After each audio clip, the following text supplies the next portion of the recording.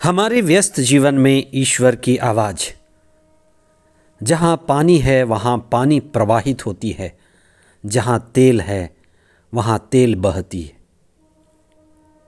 जहाँ प्रेम है वहाँ प्रेम प्रवाहित होती है।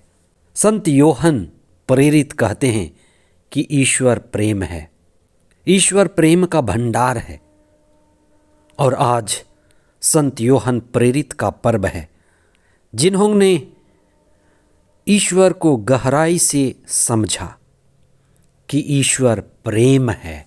27 दिसंबर 2023 बुधवार। पहला पाठ संत योहन का पहला पत्र अध्याय 1 पद संख्याएं 1 से 4 तक। संत योहन का सुसमाचार अध्याय 20 पद संख्याएं 2 से 8 तक। संत योहन प्रेरित का पर्व। हमारे राष्ट्रपिता महात्मा गांधी ने कहा है कि ईश्वर सत्य है, सत्य ही ईश्वर है। सत्य ईश्वर का सघन रूप है, जैसे बादल पानी का सघन रूप है, ईश्वर प्रेम का सघन रूप है। संत योहन कहते हैं, संत योहन के पहले पत्र अध्याय 4 पद संख्या 8 में, कि ईश्वर प्रेम है और जो अपने भाई या बहन से प्रेम करता है वह ईश्वर को जानता है, और जो अपने भाई या बहन से प्रेम नहीं करता वह ईश्वर को नहीं जानता, क्योंकि ईश्वर प्रेम है। संत योहन ने प्रेम का ही गीत गाया है, और जो भी ईश्वर को जानता है वो प्रेम का गीत गाने लगता है, भक्ति गीत गाने लगता है। ईश्वर प्रेम स्वरूप है। ईश्वर अपने आप को प्रेम के द्वारा हम पर प्रकट करता है।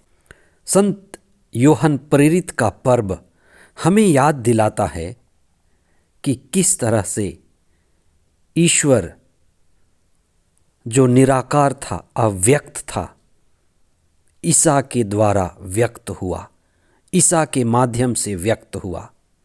जो ईसा के सबसे चहेते शिष्य थे, योहन प्रेरित, वे एक ऐसे एकमात्र शिष्य थे जो अविवाहित थे।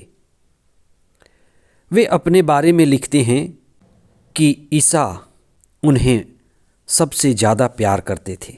वे लिखते हैं, वह शिष्य जिसे ईसा प्रेम करते थे।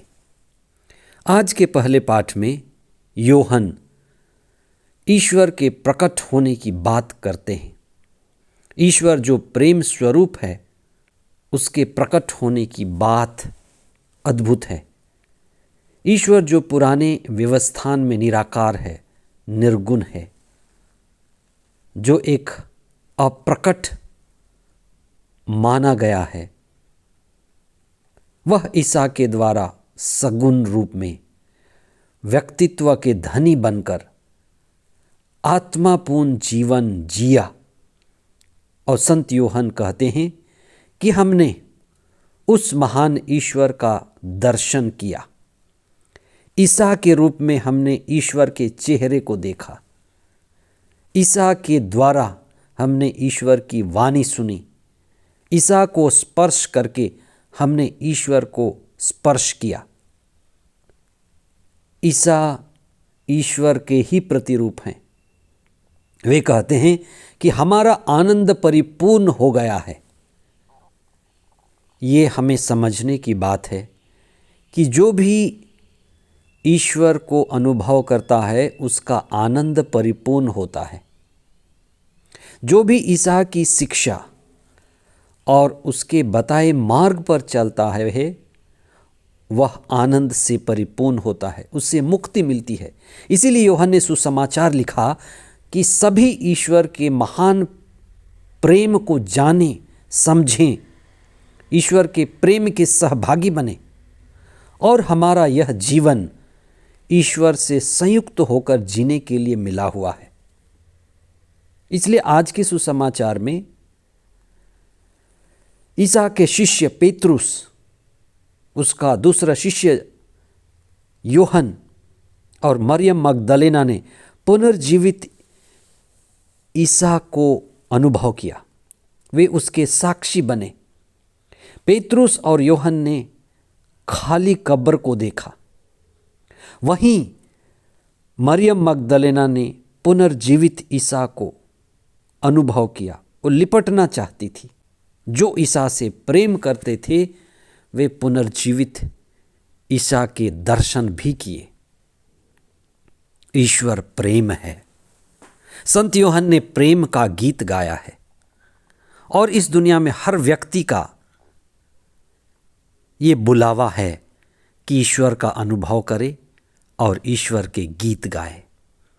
हमें ये जीवन मिला हुआ है ईश्वर से संयुक्त होकर जीने के लिए। संत यूहन्ना प्रेरित ने ईसा के नज़दीक रहकर अनुभव करते हुए ईश्वर का गीत गाया और प्रेम का गहराई से अनुभव किया।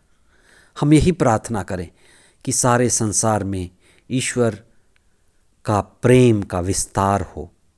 हमारे हृदयों में, परिवारों में, समुदायों में, जहाँ भी हम रहते हैं, प्रेम के दूत बने, प्रेम के संदेशवाहक बने। आमीन।